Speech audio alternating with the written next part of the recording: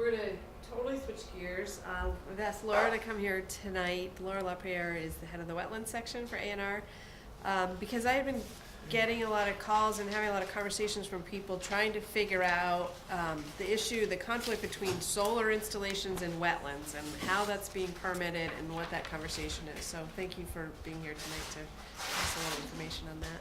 Yeah, certainly. This is a topic that's been really big for the wetlands program. Honestly, you know, whenever a new type of development comes along, since 5% of the state is wetland, we often intersect with development projects. And this is really a very new type of development for us, so I'm really happy to give you some initial findings and some information about what we've been doing so far. And sorry, I'm moving away from the informal, and I do have some slides. But that's because I, have some images and some numbers that I just want you all to see. So,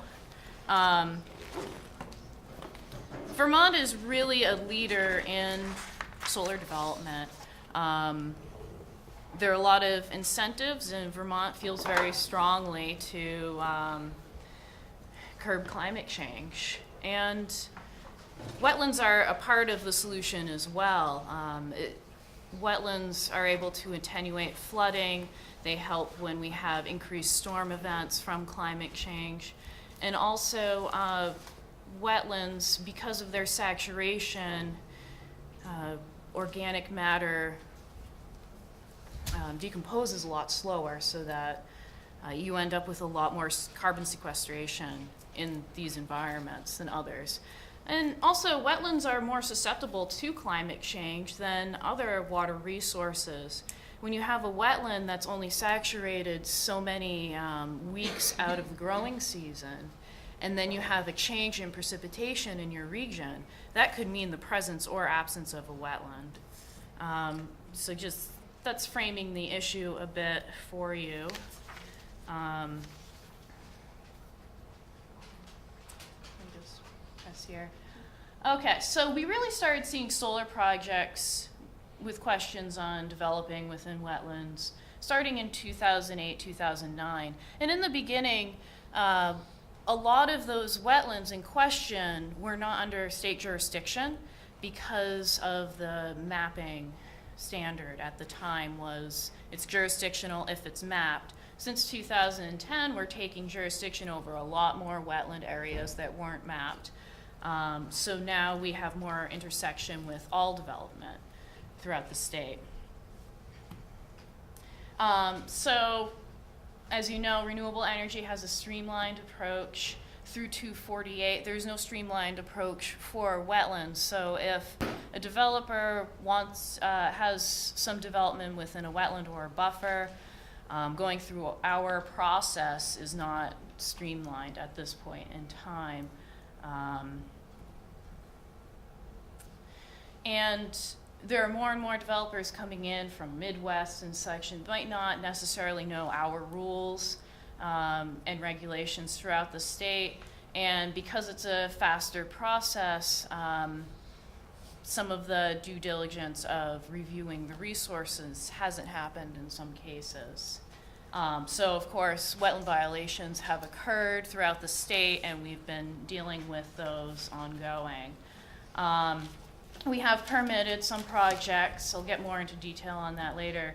And the impact is calculated on the posts of those solar panels, because that's essentially wetland fill.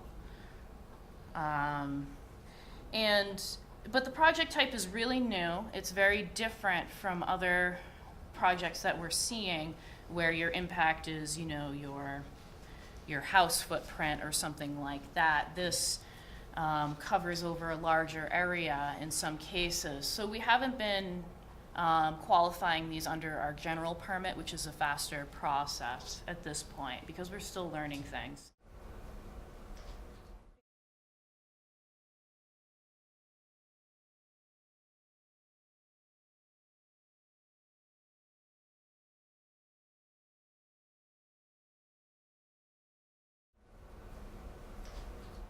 there have been a few misconceptions with our rules.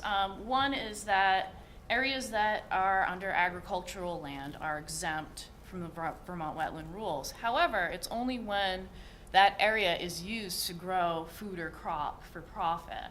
So in this example, the green is the wetland, and you can see the 50-foot buffer around that. That area in red is exempt from the wetland rules unless the use changes. So as soon as you put solar panels in that area, that is now that's now something that's under our jurisdiction, because it's an industrial type of development and it's a change in land use, and that's something that we want to regulate. In the case of farming, you know, this is really an area that's of lower productivity for the agricultural community. And what we've seen in the past is these areas are often abandoned and are able to grow back into higher functioning wetlands. Whoops. So the solar siting process, to begin with, you don't need to see that.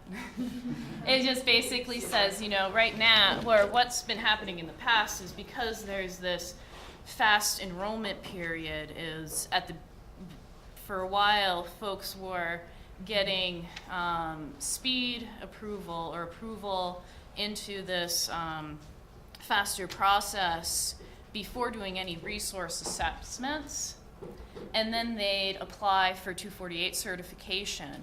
And in doing that application, ANR reviews those, and we were seeing there were likely wetlands on the sites. And so at that point, the developers already purchased the property, and it makes it more difficult for avoidance. So we go out to the site and review it, and in some cases they apply for a wetland permit. But what's really lost in this sort of process is the avoidance really should happen at the state of when you're looking for a site to develop, not at the point where you've already purchased or leased the land.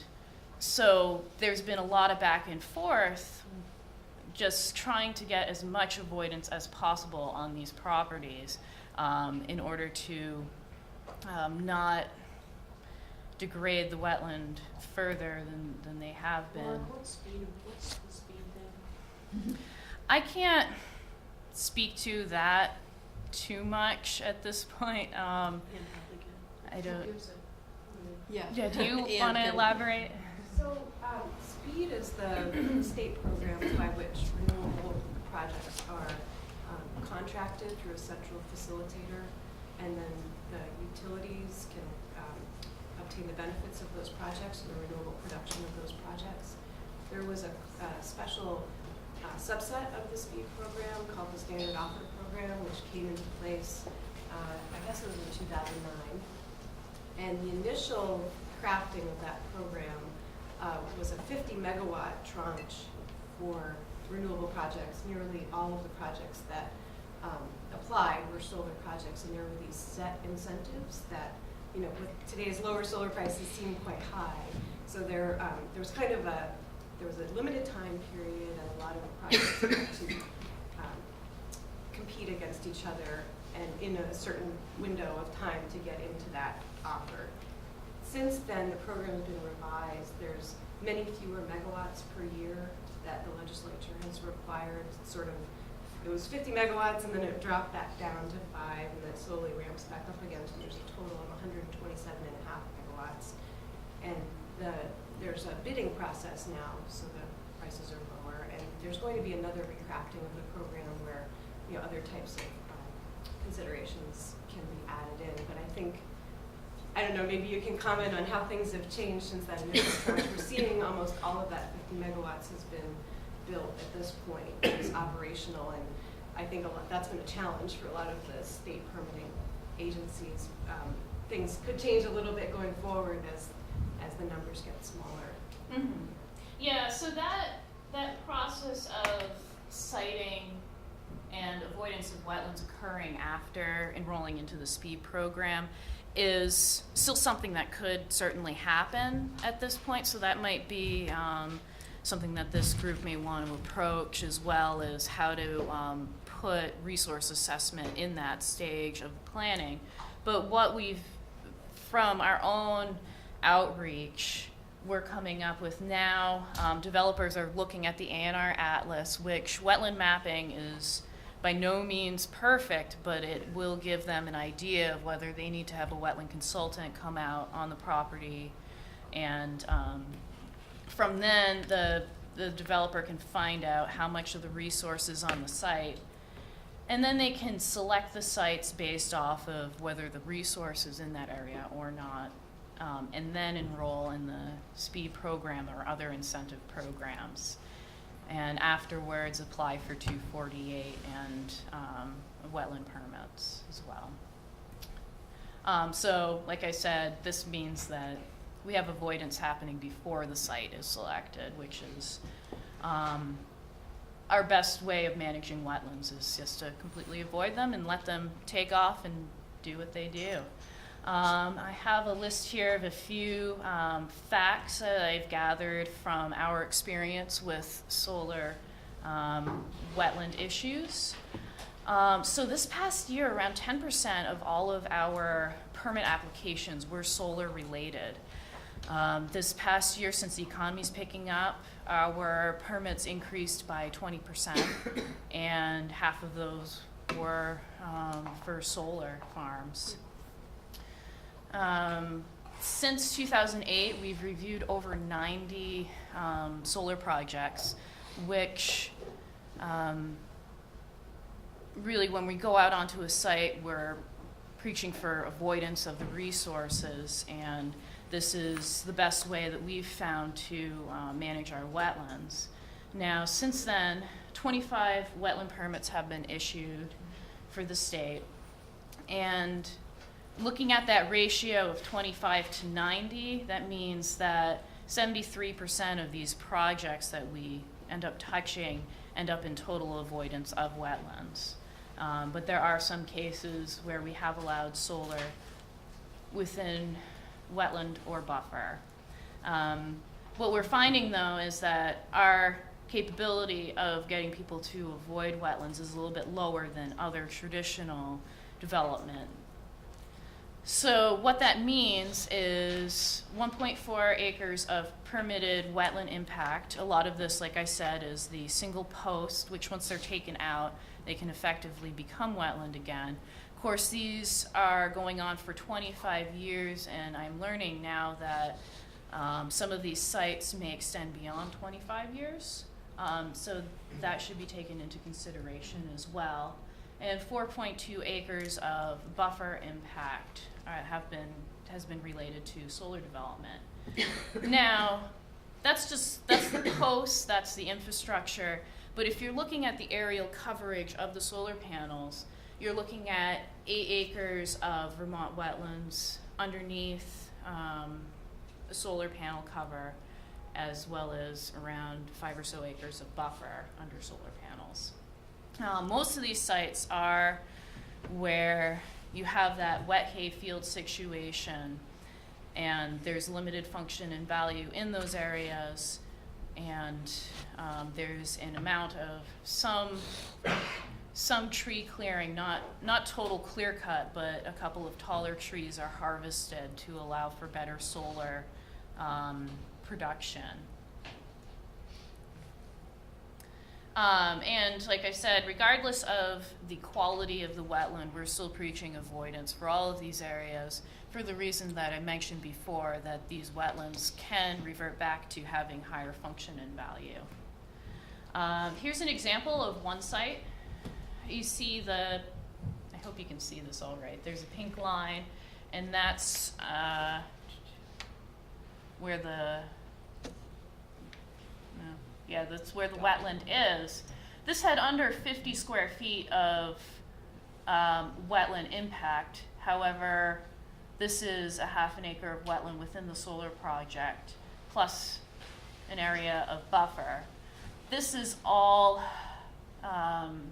historically hayed, so the function within this portion of the wetland is water quality protection, whereas up higher on this wetland, you see it extends off the page, and that's a forested wetland that has wildlife habitat as well as flood storage function.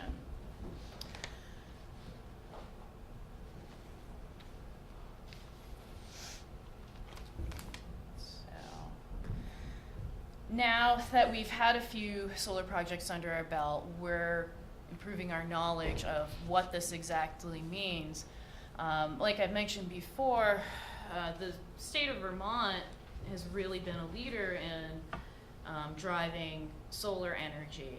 And so there aren't that many other places where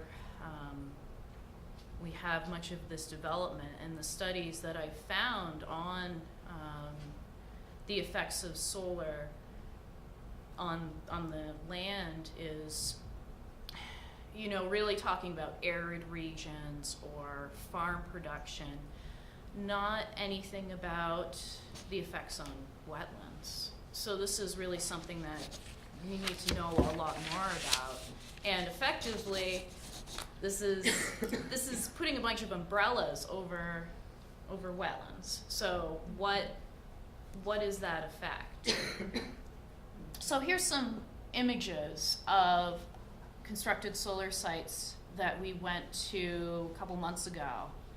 And with the lights on, it's a little difficult to see. Okay, so what you're seeing is there's less water underneath the panels. So there may be some hydrologic alteration. There's the snow is actually piling up where it sloughs off the panels. And so in the springtime, will those effectively act as dams for the water? That's another question that we have and that we're investigating. And you can see here, there's also a drip line effect down the middle of the solar panel where they don't quite flush up to one another. There's dripping that's occurring, and you see there's a little trench that's starting to form underneath this panel, and it's not the same at each site, but this one, it was about 3 inches, and this site's been in production for a little less than a year, so we're already seeing some effects. And these are the mounted projects that the panels don't move. This is a panel which does move, and you see that you can see the drip line going all the way around because the panel's turning throughout the day. So, but you do see that there's water and snow precipitation is hitting the ground in all places. So maybe this is a type of development that has less impact. Like I said, there's room for improvement. One of the big things that we're doing right now in the Wetlands program is we're coming up with a lot of outreach materials to help those Midwest developers learn about the importance of wetlands and how they need to be avoiding them before they select their sites. And also, we need to know a lot more about the potential long-term effects of these panels. We've seen quite a few. Last year, the number of projects that we've seen really quadrupled, and they're here to stay for a long time, and so we really want to make sure that we're making the right decisions for our resource. And I'm very open to all of your thoughts now. So that's what I have for presentation.